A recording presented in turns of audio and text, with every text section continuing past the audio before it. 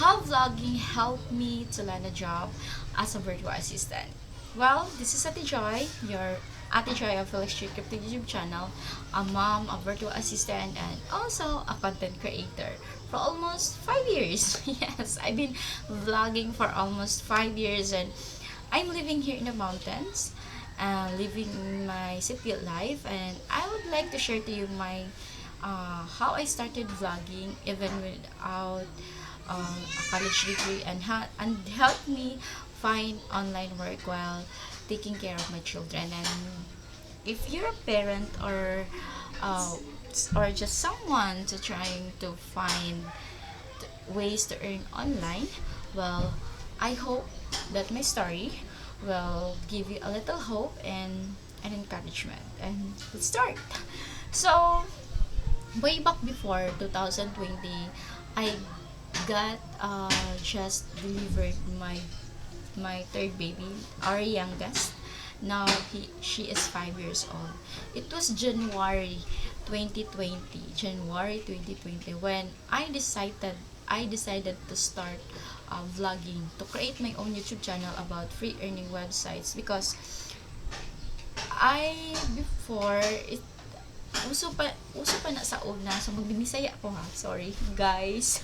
Di gini siya plain English, di gini siya plain Tagalog, no. So sa una manggod is uso kay sa una ang free earning websites, na mga free earning websites bisan karon na agyapon ay mga apps na i-review nimo. Kung i-review nimo siya na ay mga referrals, then it's diha nag-start ang akong affiliate journey.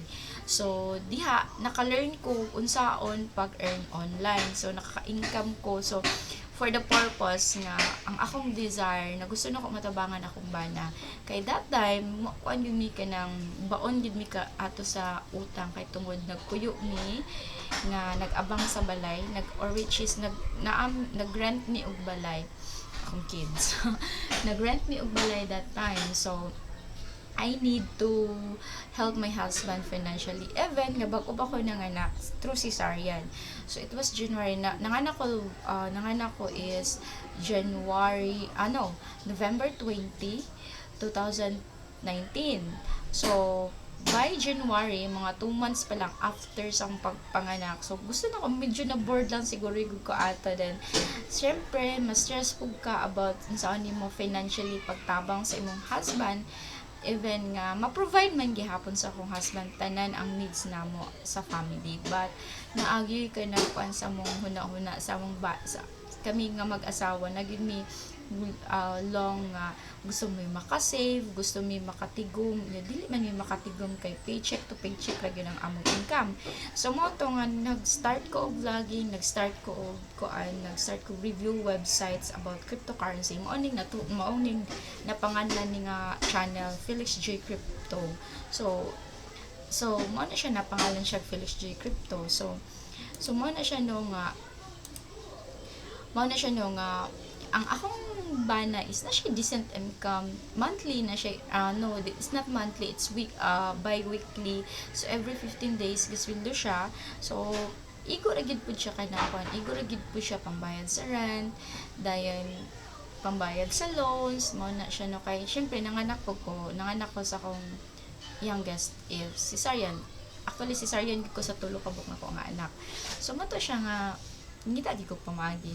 So in 2020, so diha na nag-start ang akong vlogging experiences, then learnings online. So para sa ko kay katabang ang paghiman ako mga contents diha sa YouTube, kay diha gyud ako na train nga unsa kanang na-train na nga mag-create of videos, mag-review of websites, then mag-search og hashtag, then mag-search unsay trending. So mo na siya.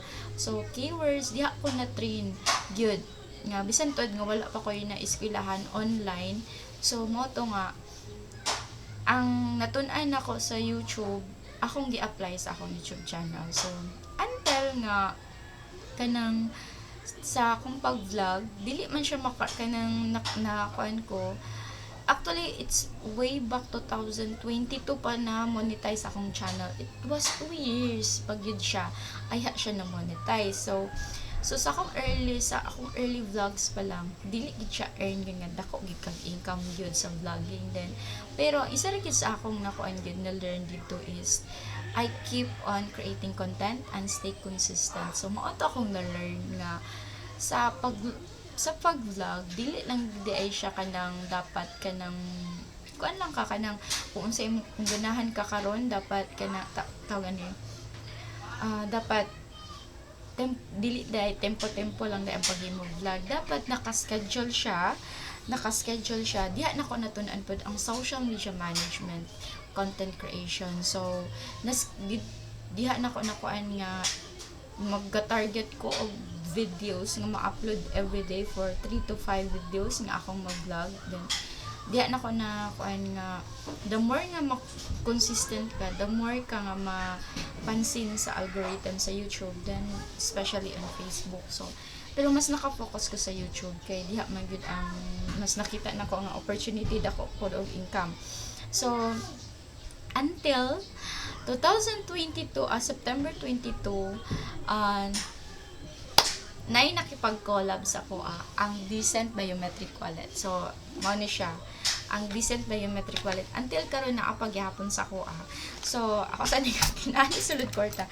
So kini siya ang Decent Biometric Wallet. So kining Decent Biometric Wallet naganahan sila sa akong channel kay tungod consistent ko ga-upload about sa cryptocurrency kay ang mostly akong topic is about cryptocurrency. Then it's a became a turning point sa ko nga kana bitong dako kay impact sa ko ang pwede di ko maka-income sa vlogging. So kabalo mo ang first collab na mo is every video na ko ma-upload is $50 per video.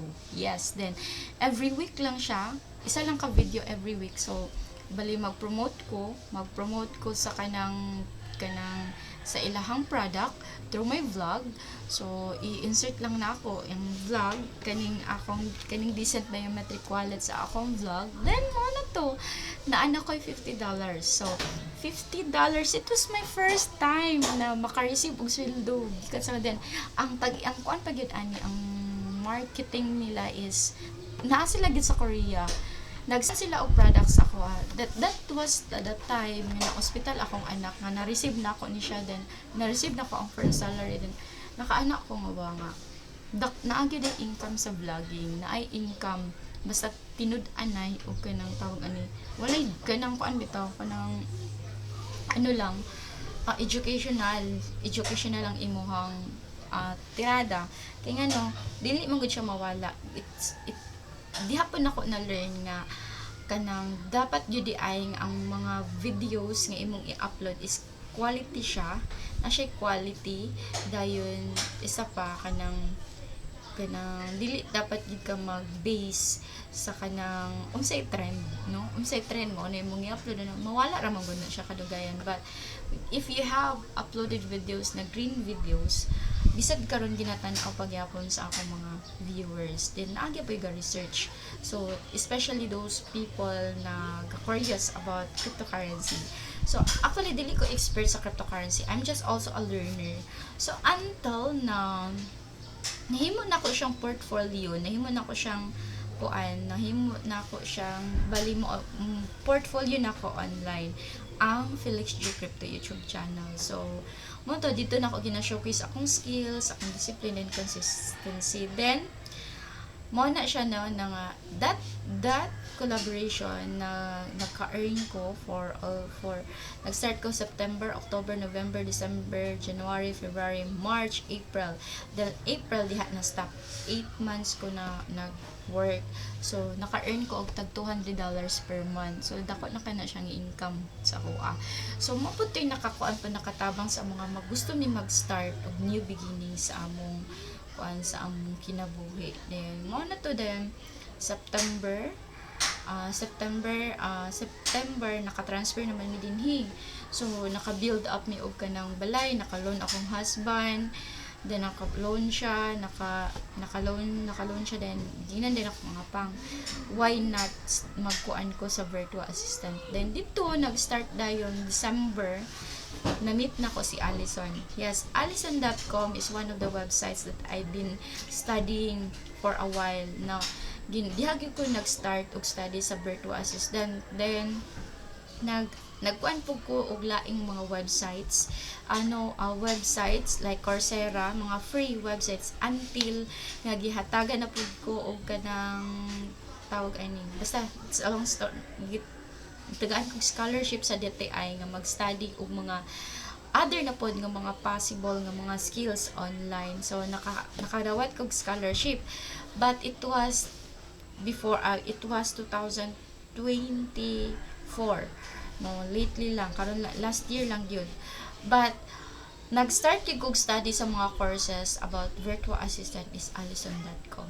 Dako kay kog pasalamat sa Allison.com kay tungod kini nga website diha na ko na learn about kanang sa administrative support, customer service, dayon daghan kay kog courses nga eskwelahan. I think akong nahuman nga course na karon diya sa Allison is 13 courses, and I'm proudly to say na graduate ko sa Allison.com online. So mo to siya no nga diha nag-start akong journey as a virtual assistant through vlogging until learning. So akong journey dili siya sayon. Dili gid siya sayon nga ingon ang uban nga, uy, yahay kay VA ka no. Dili gid siya sayon. It took me 4 years nakaland ko og premium client. When nakaland ko og premium client, then isa gid sa mga inspiration nako gyud nga magpadayon. Imagine that 4 years, no, nag-vlog padayon kay pag-vlog. Yes, napay time pod nga kanang kuan pod kanang stop ko sa vlogging kay tungod gaka-overwhelm nako sa mga responsibilities. Kay syempre nag-atiman ko sa mga anak, which is during that time it was 2022 nga grabe gyud pud akong struggle. Then 2023, oh yes, starting pa lang sa 2022 is na-depress ko kay tungod sa responsibilities, problems sa family. Then syempre ako po dira isa ang kuan sa akong mga anak that time, ga atiman kay akong husband is naa siya sa work siya, naka LDR me ato that time. So sometimes naay mga issues na ginaawayan namo sa akong bana, but ang nakanindot lang gid sa akong husband is very supportive siya sa akong journey. Dayon way back 2023 diha gyud niya diha ko gyud na ning kamot nga makakita og client gyud nga permanently, kay na stop man to pagka April dayon ang among pagka April. Then pag stop sa April 2023, 2022 nagplan na gid akong husband nga mag-stop sa kuan kay naa naman ko earning sa collaboration sa Decent. Nagplan na siya nga mag-stop ko sa kuan sa mag-stop siya sa iyang trabaho as a security guard. Mag-rest siya, pahulay siya, nag-resign siya kay mag-focus siya sa farm. Kay naaman mi own nga farm, naami 2 hectares nga farm na among own gyud nga napalit bago pa mi minyo. So mo to nga iyang gitikad for 2023. So sa pag-stop niya gipalitan ko niya laptop. Yes, ni anak ka supportive akong husband. Pasalamatan dako kay ko pasalamat nga akong husband is very supportive kay siya sa akong every journey. Akong hilak, akong cry, akong bilar, grabe ka supportive. Grabe. Nang-apply pa ko online teaching sa 5-1 talk. Grabe ka supportive. Then, moto, 2023, nag-stop siya of work. So, I am the one who provides for the family. Then, I realized, yun nga, dili siya sa yun nga, ikaw ang mag-provide sa family. Then I realized how unsa kalisod gid pud sa akong husband nga magpalayo siya para lang makatrabaho. Then fortunately, pagka-stop sa akong collaboration with Decent, nakalan ko first client ako. Di siya premium, di na ako matawag ng premium kay pila lang ang hours, which is $3 per hour. Pero okay na siya kay maka-earn ko weekly, pero hindi siya. Imagine na 1,000 per week lang yun ang akong income that time nag-start ko. So mo to, nagpadayon gyapon akong journey until 1-year contract to siya, gyapon niya client na every week na ko'y ma-receive sa Upwork to siya nga Upwork na ko ay Upwork na platform. So it takes 1 year. Then I'm so thankful also that for that client kay even though wala ko experience sa virtual assistant, sorry, iya akong gidawat, no, gidawat ko niya. Kaya, because I'm just honest, nag-ingon lang gid ko nga, nag-ingon kasi I'm a beginner, but I am willing to learn. So mo to nga iya kong gi kuan, iya kong gi hire kay tungod pod sa akong, so mo to siya no na, so my husband, balik na nawala ko sa akong kuan kay nagkuan mo gud ako na ay nagkuan sa kuha. So mo to siya no nga ang akong husband, I'm so thankful kay ang akong husband, ana siya ka supportive sa kuha, which is every time nga na I mean na ako'y needs, na ako'y kuan, na ako'y mga meetings, siya gid ang number one. Then while ga farm siya, then gitistingan lang pud niya ang farm. So tungod pud kay na failure iyang farm. Na failure yung farm, medyo na discourage siya. So nibalik siya pagkatrabaho, then it was a blessing pod kay ang iyang trabaho ang gi-applyan is kaparehas ra pud sa sweldo nga iyang na-receive dito sa iyang gitrabahoan. Then actually sayangan mi ato iyang first job kay almost 6 years na siya nagtrabaho, then regular job, then mudawat na siya major, then nanabit siya yung mga bonuses.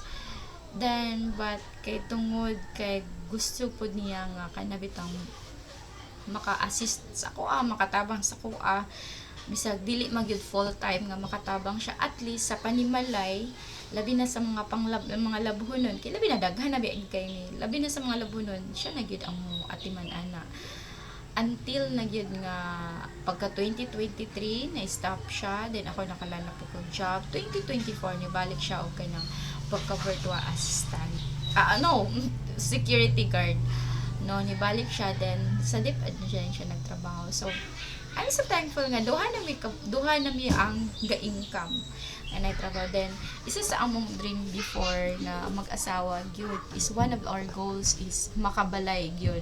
Yes, kay we've been renting houses, apartments for almost pila mi ka years minyo na be, 11 years mi minyo. Then nakakuan na mi, naka-build up mi ani among, actually before mi ni adto dito sa iyang gitrabahoan before sa kato yung 6 years nga job na naka-job siya na rent rami dito for 6 years na ana mi balay din nga na construct, but kahoy siya, which is kahoy siya, so syempre ang kahoy dali ra maguba. So isa sa among dream is makabalay gyud mi og concrete, then half, then 2 story. So mo to nga sa dihang nakaland na ko pud og kanang premium client, then mo ni siya nga ang among pangandoy sa una nga nakabalay na gid ni. Oh, it was happen 2025 na gyud siya nahitabo nga nakabalay gid mi, and through that because nagtinabanga mi duha, dili lang kay ako ala nga income, but iya hapong income as a security guard. Karon naami duha nga trabaho. Karon ako as a virtual assistant, then akong husband is a security guard on a sa Department of Education din is division sa Balay-Balay.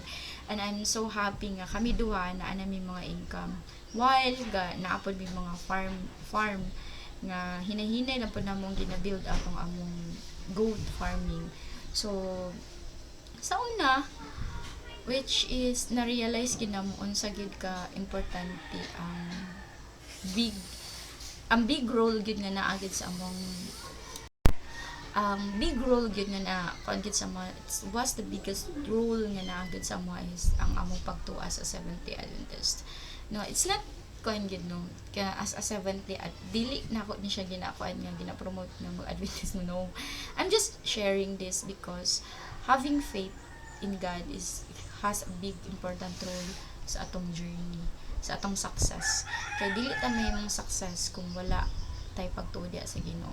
And kini mo'y nakahatag sa amo ag strength nga magpadayon when things were hard, and also reminded us of our why, no, nga anong gapadayon ta sa atong pangandoy. So every opportunity among gina-value gyud na, no, nga sometimes we learn from our mistakes, sometimes we learn from our past, and also and gina-improve na mo ang mong kagalingan, keep going muna siya. Then akong husband is ang isa lang gid sa akong thankful no is I'm so thankful and I'm grateful because my husband is working also for our family dreams, and we are both na aming mga panganib duha. So mo na siya no, mo na siguro ang isa sa among asset gid duha mag-asawa, kay every time na kanang naami mga misunderstanding, we talk to God. Mo na siya no, nga sa mga kabatan-on nga ga-struggle, sa mga mama nga ga-struggle, just lang ang ako nga i-remind lang is this a little reminder lang yun, no? Don't underestimate small beginnings. Then keep showing up, stay faithful, and trust the process. Your efforts today are planting seeds for tomorrow's breakthroughs. So moro na siya ang i-share. So karon akong i-share sa inyo, di lang ako ma-publish ang picture kay wala kay picture. Sunod na nako i-share ang picture sa among picture sa among balay. Actually mo na di among balay nga ginapatindog, wala pa siya nahuman, wala pa siya window, wala pa siya pultahan. Wala pa siya na tiles, wala pa gid siya, but hoping mahuman ra gid ni siya. It's kanang makita bitaw nimo ang kwan, it's makita nimo imong effort nga Lord mo na gini mong gi-prepare someone. Thank you for that. Then we are always thankful to God nga mao gid ni siya ang gihatag sa Ginoo nga through sa mga pagsulay nga among naagian, sa mga trials, mga challenges sa among kinabuhi, nagpadayon gihapon ang pag-bless sa Ginoo, no? So ayaw gyud i-underestimate ang mga small beginnings sa imong kinabuhi. Then stay consistent, stay faithful, and trust God and trust the process. There is always a perfect time paraan. So mara na, it's Ate Joy of Feliz Crypto YouTube channel, and hoping na magpadayon ta sa pagpangandoy. That's all. Thank you and God bless everyone.